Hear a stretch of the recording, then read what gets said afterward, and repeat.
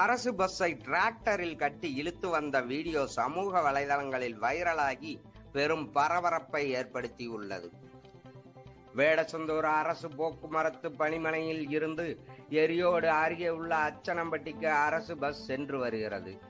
இந்த பஸ் நேற்று இரவு பயணிகளை ஏற்றிக்கொண்டு வந்தபொழுது பழுதாகி நின்று விட்டது.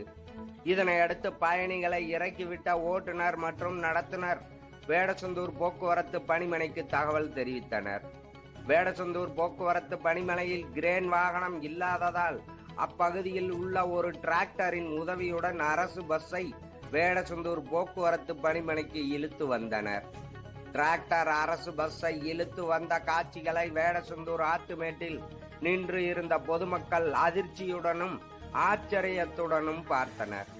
2 நாட்களுக்கு முன்பு கரகாட்டக்காரன் படபாணியில் அரசு பஸ்ஸின் டயர் கலண்டு பஸ்ஸை முந்தி சென்ற சம்பவம் பரபரப்பை ஏற்படுத்திய நிலையில் அது அடங்குவதற்கு முன்பாகவே இப்படி ஒரு சம்பவம் நடந்தது அரசு பஸ்ஸின் பராமரிப்பின்மையை காட்டுகின்றது. அரசு பஸ்ஸை டிராக்டரில் இழுத்து வந்த வீடியோ தற்பொழுது வேடசந்தூர் பகுதியில் வைரலாகி வருகின்றது. வியாழக்கிழமை காலை 10 மணி அளவில் கிடைக்கப்பெற்ற தகவல்.